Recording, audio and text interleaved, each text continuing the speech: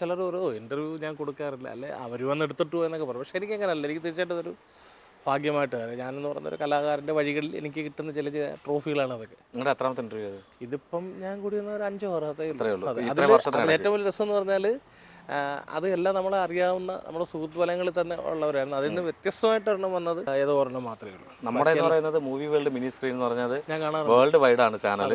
ഇതിനകത്ത് നമുക്ക് മിനി സ്ക്രീനിന് വേണ്ടി മാത്രം ഒരു ചാനലാണിത്. നമ്മുടെ സീരിയലിലെ താരങ്ങളെ പരിചയപ്പെടുത്തുക എന്നുള്ളതാണ് നമ്മുടെ ആഗ്രഹം.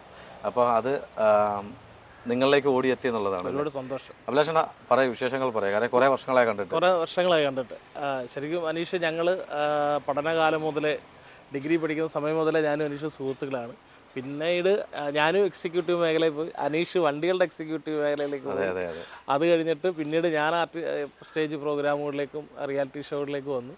പിന്നീട് പ്രതി അനീഷ് വീണ്ടും അതിലേക്ക് വന്നു. പക്ഷേ കുറഞ്ഞ സമയം കൊണ്ട് അനീഷ് ഒരു വല്ലാത്തൊരു യാത്ര ചെയ്തു. അത് തീർച്ചയായിട്ടും അനീഷിൻ്റെ വലിയൊരു കഴിവ് തന്നെയാണ്. അനീഷിൻ്റെ തുടക്കത്തിലും ഞാനുണ്ടായിരുന്നു.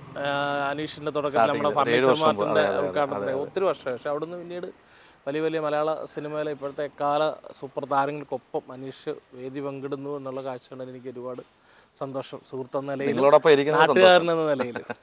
രണ്ട് വിശേഷങ്ങൾ ഇവർക്ക് തീർച്ചയായിട്ടും വിശേഷങ്ങൾ അലയൻസിൽ ഗംഭീരമായിട്ട് നിങ്ങൾ വണ്ണം വീണ്ടും കൂടി. എനിക്ക് തോന്നുന്നു ഇവിടുന്ന് ആഹാരം മൊത്തം നിങ്ങൾ കഴിക്കാറുണ്ടോ? ആഹാരം കഴിക്കുന്ന എപ്പിസോഡുകളാണ് ഏറ്റവും കൂടുതൽ. ദിവസം 3 സീനെങ്കിലും ആഹാരം കഴിക്കുന്നത്. സംസാരിക്കുന്ന കൂട്ടത്തിൽ. അതെ അതെ അതെ അതെ. അത് ശരിക്കും പറഞ്ഞാൽ അതിപ്പം ആദ്യമൊക്കെ എൻജോയ് ചെയ്തു വന്നു. പിന്നെ ഒരു ദൈവം എനിക്കിതേ ഉള്ളൂ. പക്ഷെ പിന്നീട് മനസ്സിലായി ഞാൻ അങ്ങനെയുള്ള ക്യാരക്ടറുകൾ ചെയ്യുന്നതാണ് അലയൻസിന്റെ എക്കാലത്തെയും പ്രേക്ഷകർ. ഒരു കാര്യം പറയട്ടെ, നിങ്ങളിങ്ങനെ ബംബിളായിട്ടിരിക്കുന്നത് നല്ലത്. ശരിയാണ്. ആ ക്യാരക്ടർ പറ്റിയ എന്ന് വെച്ചാൽ ഒരു ബോഡി അപ്പിയറൻസ് ആണത്. ചിലരൊക്കെ ചില ബോഡി ഷേമിങ് പറയായിരിക്കും. മാറ്റർ. അല്ല, ഞാൻ ശരിക്കും എൻ്റെ തടിയിൽ എൻ്റെ തടിയെ ഞാൻ ഇഷ്ടപ്പെടുന്നു. പിന്നെ ചില സമയത്ത് ഇങ്ങനെ വീട്ടിൽ നിന്നൊക്കെ നിർബന്ധപ്രകാരം തടി കുറയ്ക്കണം എന്നൊക്കെ ആഗ്രഹം പറയും. പക്ഷേ ഞങ്ങളുടെ ഡയറക്ടർ രാജേഷ് തലച്ചിട്ട് പറഞ്ഞേക്കുന്നത് ആവശ്യമില്ലാത്ത പണിക്ക് നിൽക്കണ്ട. പിന്നെ ഞാൻ പറഞ്ഞു വിട്ടൊന്നും പറഞ്ഞ് എൻ്റെ അടുത്ത് പരാതിക്കണ്ട. അപ്പോൾ മനസ്സിലായി, തടിയില്ലെങ്കിൽ എന്നെ വേണ്ട. പറയുന്ന ആർക്കും തടിയുണ്ട്. അപ്പം രാജേട്ടൻ്റെ വർഷങ്ങളോളമുള്ള ജേണിയാണ് ഈ അലയൻസ്. മറ്റൊരു ചാനലായിരുന്നു, അമൃതയിലായിരുന്നു. ഇപ്പോൾ വീണ്ടും കൗമുദി ചാനലിലേക്ക് വന്നു. അദ്ദേഹം തന്നെ ഇപ്പോൾ 2 സീരിയൽ ഒരുമിച്ച് ചെയ്തുകൊണ്ടിരിക്കുന്നു. നമ്മുടെ നാട്ടുകാരനാണ്. സാധാരണ നാട്ടുകാർക്ക് പണി കൊടുക്കാറില്ല, ജോലി കൊടുക്കാറില്ല. തീർച്ചയായിട്ടും ഈ നാട്ടുകാർ ഒരുപാട് ഇപ്പം ശരിക്കും ഞങ്ങൾ അയൽവാസികൾ കൂടിയാണ്. ഞാനിപ്പോൾ കല്യാണം കഴിച്ചിരിക്കുന്നത് പിന്നെ അദ്ദേഹത്തിൻ്റെ നാട്ടിൽ നിന്നാണ്. അദ്ദേഹത്തിന്റെ വർഷങ്ങളായില്ലേ എന്റെ കല്യാണം കല്യാണം കഴിച്ചിട്ട് ഇപ്പൊ താമസിക്കുന്നത് തലച്ചിറ തന്നെയാണ്. ഞങ്ങൾ തമ്മിൽ ഒരു 400 മീറ്റർ ദൂരത്തിൽ ആണ്. അപ്പോൾ തീർച്ചയായിട്ടും നാട്ടുകാർക്ക് പണി കൊടുക്കാറില്ല. പക്ഷേ ഒരുപക്ഷെ ഞാൻ ഈ ഫീൽഡ് വിട്ട് പോകാൻ നിൽക്കുന്ന ഒരു സമയത്താണ് അദ്ദേഹം എനിക്ക് ഇതിലേക്ക് വിളിച്ച് പണിയുന്നത്. അപ്പോൾ തീർച്ചയായിട്ടും അതിൻ്റെ വലിയൊരു സന്തോഷം, നന്ദിയും എന്നും ഉണ്ട്. അഭിലാഷണ്ണ, നിങ്ങളുടെ ഒരു പുതുജന്മമാണത് അല്ലേ? അതായത് ഒരു പ്രോഗ്രാം കഴിഞ്ഞ് വെളുപ്പിന് തിരിച്ചു വന്ന സമയത്ത് വണ്ടി ബ്രേക്ക് ഡൗൺ ആവുകയും അവിടെ വെച്ചിട്ട് നിങ്ങളൊക്കെ തള്ളിക്കൊണ്ടിരുന്ന സമയത്ത് ആക്സിഡന്റ് പറ്റിയ സമയത്ത് ബാക്കി നിങ്ങൾ തന്നെ പറയാം. ആക്സിഡന്റ് പറ്റി ഞാൻ സ്റ്റേജ് പ്രോഗ്രാം കഴിഞ്ഞിട്ട് സെക്കൻഡ് പ്രോഗ്രാം കഴിഞ്ഞിട്ട് ഓടി വരികയാണ്. അപ്പോൾ ഓടിക്കാൻ നൈറ്റ് ഒരുപാട് ലോങ് യാത്രകൾക്ക് എൻ്റെ ഒരു അനിയൻ സുഹൃത്തിനെ കൂടെ ഞാൻ കൊണ്ടുപോകാറുണ്ട്. അങ്ങനെ വെളുപ്പിന് ഞാൻ നല്ല ഉറക്കം. എൻ്റെ കൂടെ വേറൊരു ആർട്ടിസ്റ്റ് കൂടിയുണ്ട്. അങ്ങനെ കുളക്കടയിൽ വെച്ചിട്ട് വണ്ടി എതിരെ വന്ന ബസ്സിന് സൈഡ് കൊടുത്തപ്പോൾ ഇടിച്ചിട്ട് എൻ്റെ തലയൊക്കെ പൊട്ടി. അങ്ങനെ എന്നെ ഡ്രൈവർക്ക് ഒരു പ്രശ്നങ്ങളുമില്ല. ഞാൻ സീറ്റ് ബെൽറ്റ് ഇടാത്തത് കൊണ്ട് പുറമ്പ് ചാന്ന് കിടന്നിട്ട് നേരെ പോയി ഗ്ലാസ്സിലിടിച്ചിട്ട് തലയൊക്കെ പൊട്ടി. എന്നെയും സുഹൃത്തിനെയും കൂടെ ഒരു പിക്കപ്പിനകത്ത് കൊട്ടാരക്കര ഹോസ്പിറ്റലിൽ ചെന്ന് കുറച്ച് സമയങ്ങൾ കഴിയുമ്പോൾ അറിയുന്നു റോഡിൽ കിടന്ന വണ്ടി ഹൈവേ പോലീസുകാർ നീക്കം ചെയ്തപ്പോൾ പാണ്ടിലൂർ ഇടിച്ച് ഹൈവേ പോലീസിലൊരു ദിവസം മരിച്ചു. വേറെ ഉദ്യോഗസ്ഥൻ്റെ കാലേക്കടെ വണ്ടി കയറി ഇറങ്ങി. തീർച്ചയായിട്ടും എന്നെയോ ആരെയോ ഒരാൾ കാലനവിടെ കാത്തിരുന്നതാണ്. അത് കഴിഞ്ഞ 1/2 മണിക്കൂർ കഴിയുമ്പോൾ ഞങ്ങളവിടെ എത്തിച്ചു. അപ്പം നല്ല ആൾ, ഞാനും പ്രോഗ്രാം കഴിഞ്ഞ് വരുമായിരുന്നു ആ സമയത്ത്. അത് കേട്ടപ്പോൾ നിങ്ങളുടെ വണ്ടിയെന്ന് പറഞ്ഞപ്പോൾ ആദ്യം ഞങ്ങൾ അവിടെ വന്നു, ഗവൺമെന്റ് ഹോസ്പിറ്റലിൽ വന്നു. അവിടെ നിന്ന് വിജയാസെ കൊണ്ടുവന്നു. പക്ഷെ അവിടെ നിന്ന് കാണാൻ പറ്റിയില്ല. പക്ഷേ പ്രേയേഴ്സ് ഉണ്ട്, ഇടയ്ക്ക് ഞാൻ വിളിക്കുകയും ചെയ്തു. അത് വലിയൊരു സങ്കടം തന്നെയാണ്. ഏറ്റവും വലിയ സങ്കടം എന്ന് പറഞ്ഞാൽ ആഗ്രഹിച്ചിട്ട്, ഞാൻ കലാഫീൽഡിൽ വന്നിട്ട് നമുക്കൊരു വരുമാനമൊക്കെ ഉണ്ടായി ആഗ്രഹിച്ചിട്ട് എടുത്തൊരു വാഹനമാണ്. എടുത്തതിൻ്റെ 2ാം മാസം ടോട്ടൽ ലോസ് ആണോ അത്? അല്ല, അത് പിന്നെ ഇൻഷുറൻസിൽ പണിഞ്ഞിറങ്ങി. പക്ഷെ എടുത്ത പുതിയ വണ്ടി തന്നെ ഇടിക്കാന്ന് പറയുന്നത്. പിന്നെ ഒരു ഇതുണ്ട് വണ്ടിയുടെ ഒരു സ്നേഹം എന്ന് പറഞ്ഞു കഴിഞ്ഞാൽ, ആ വണ്ടി എൻ്റെ വണ്ടിയുടെ ആക്സിഡന്റ് കണ്ടാൽ എനിക്കിതല്ല വന്നേക്കുന്നത്. എനിക്ക് ആകെ ഇവിടെ ഒരു 6 സ്റ്റിച്ച് മാത്രമേ വന്നുള്ളൂ. ആ വണ്ടി തന്നെ ശരിക്കും പറഞ്ഞാൽ കെയർ ചെയ്തു എന്ന് തന്നെ പറയാം. അങ്ങനെ നോക്കുകയാണെങ്കിൽ 2ാം ജന്മം. പിന്നെ അല്ലാതെ നോക്കുകയാണെങ്കിൽ 2ാം ജന്മമാണ്. ഞാൻ കൊറോണ കഴിഞ്ഞിട്ട് ഞാനെന്നല്ല, കേരളത്തിലെ ഒരുപാട് സ്റ്റേജ് കലാകാരന്മാർ ഒരുപാട് പേര് നശിച്ച് നാറാണക്കല്ലെടുത്ത് ഞാനങ്ങനെ ഫീൽഡ് വിട്ട് വീണ്ടും എൻ്റെ മാർക്കറ്റിംഗ്, ഞാൻ FMCGയിലാണ്, മാർക്കറ്റിങ്ങിലേക്ക് പോകാൻ വേണ്ടിയിട്ട് ഒരു കമ്പനിയിൽ അന്ന് ഈ കൊറോണ സമയമായതുകൊണ്ട് ഗൂഗിൾ മീറ്റ് വഴി ഇൻ്റർവ്യൂ ചെയ്തിട്ട് അതിൽ എക്സിക്യൂട്ടീവായിട്ട് പത്തനംതിട്ട ജില്ല എക്സിക്യൂട്ടീവായിട്ട് കയറാനിരിക്കുമ്പോഴാണ് ഏഷ്യാനെറ്റിൽ നിന്ന് വിളിക്കുന്നത്. ഏഷ്യാനെറ്റ് സീസൺ 3 ജോയിൻ ചെയ്തു. അവിടെ നേരെ ഇതിലേക്ക് വിൻ ചെയ്തില്ലേ? അതിൽ വിൻ ചെയ്തു.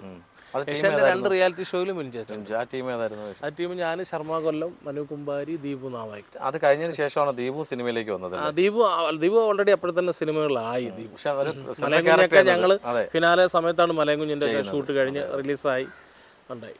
അങ്ങനെ പിന്നെ ഇതിലേക്ക് വന്നു. ചക്കപ്പഴത്തിൽ പോയി. ചക്കപ്പഴത്തിൽ നേരെ സൂസൂലിനാണ് രാജേഷ് ഭായി എന്നെ ഇതിലേക്ക് വിളിക്കും. ഇവിടെ ഇയാളിങ്ങനെ അഡ്വൈറ്റ് ഇട്ട് സംസാരിക്കും. ഇയാൾ ഇച്ചിരി നമ്മുടെ ഇടയിലേക്ക് വാ, അങ്ങനെ കൊട്ടാരക്കാരിലേക്ക് വാ. അങ്ങനെ ഇവിടെ വന്ന് ഇപ്പൊ നിന്റെ ഒപ്പം ഈ മാവനെ ഈ നമ്മള് കൊട്ടാരക്കരക്കാരെന്ന് പറയുമ്പോഴേ നമുക്ക് കുറെ അഭിമാനങ്ങളുള്ള തീർച്ചയായിട്ടും. അപ്പോൾ നമ്മുടെ ഫാൻസ് ഗ്രൂപ്പിൽ തന്നെ കുറെ അലയൻസ് ഫാൻസ് ഗ്രൂപ്പിൽ കൊട്ടാരക്കരക്കാർ കുറെ പേരുണ്ട്. അപ്പോൾ അവർ എപ്പിസോഡിൽ അലയൻസ് ഫാൻസ് ഗ്രൂപ്പ് സൂസുവിൻ്റെ ഭയങ്കര വൈറലാണ്. അവർ ഭയങ്കര സപ്പോർട്ടാണ് അവർ. അപ്പം അവർ നമ്മുടെ എല്ലാ പ്രോഗ്രാംസും, അത് അവർ അലയൻസിന് മാത്രമല്ല നമ്മൾ ചെയ്യുന്ന ഏത് പ്രോഗ്രാംസ് എല്ലാം കാണാറുണ്ട്. ലിങ്ക് ഇട്ട് കൊടുത്താൽ നല്ല രീതിയിൽ സപ്പോർട്ട് ചെയ്യാറുണ്ട്. അപ്പോൾ അവരിങ്ങനെ കൊട്ടാരക്കരക്കാർ കുറച്ച് പേരുണ്ട്. അപ്പോൾ അവർ പറയും കൊട്ടാരക്കരക്കാരൻ, ഗണപതിയുടെ നാട്ടുകാരനൊക്കെ പറയും. നല്ല സപ്പോർട്ട്. കഥകളിയുടെ നാട്. അതെ, കഥകളിയുടെ നാട്, ഗണപതിയുടെ നാട്. എങ്ങനെ ഇതിനകത്ത് എന്ത് കഥാപാത്രം ഇപ്പോൾ ചെയ്യുന്നത്? ഇതിൽ വലിഞ്ഞു കയറി വന്നൊരു കഥാപാത്രമാണ് റൊണാൾഡോ. അഭിനയിക്കുന്നില്ല, വലിഞ്ഞു കയറി വന്ന ഒരാളാണ്. അങ്ങനെ പിന്നെ വന്ന് ഇവരുടെ ഒരാളായി വലിഞ്ഞു കയറിയിൽ നമ്മൾ ചെല്ലാറുള്ള കല്യാണത്തിന് വിളിക്കുന്ന തയ്യാറെടുപ്പൊന്നുമില്ല, ചെന്ന് കയറി കൊടുത്ത്. ഇതില് നായകനായ ക്ലീറ്റസ് മത്തായിയുടെ കുഞ്ഞമ്മച്ചിയുടെ മോനാണ് റൊണാൾഡോ എന്ന് പറയുന്ന കൊടങ്ങാവുള്ള നെയ്യാറ്റിങ്കര സ്വദേശിയാണ്. കൊടങ്ങാവുള്ള കുഞ്ഞമ്മച്ചിയുടെ നാട് അവിടെയാണ്. അവിടുന്ന് ഇവിടെ വന്നേ. അവിടെ ഉടായ്പും അടിയും ബഹളും പോക്കറ്റടിയും കള്ളുകൂടിയായിട്ട് നടന്നപ്പോൾ നല്ലവനാവാൻ വേണ്ടിയിട്ട് തൊഴിലെന്ന് പറയുന്നത് ബൈക്ക് മെക്കാനിക്കാണ്. സകല പണിക്കും പോകും.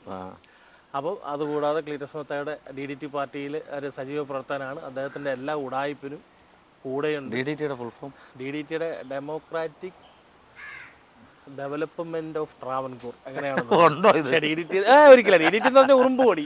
അതറിയാം, അല്ല ഞാൻ ചോദിച്ചതാ, നിങ്ങൾ അങ്ങനെ പറയാന്നാ വിചാരിച്ചത്.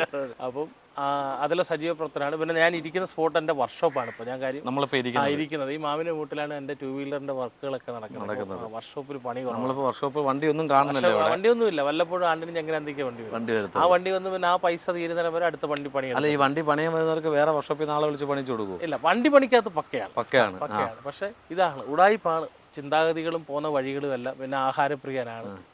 പിന്നെ എന്തൊക്കെ ചെയ്യാമോ ഈ വീട്ടിൽ നിന്ന് കാണിച്ചു കൂട്ടാൻ തോന്നിയാസങ്ങളൊന്നുമില്ല. അവരെന്നെ കൊണ്ട് പൊറുതി മുട്ടി എന്നെ ഒരു സൈഡ് വാരി ഇട്ടേക്കുവാണ്. എപ്പോഴും കഴിച്ചോണ്ട് നടക്കും. കൈയിട്ട് വാരി കഴിക്കും, മൂട്ടിക്കും.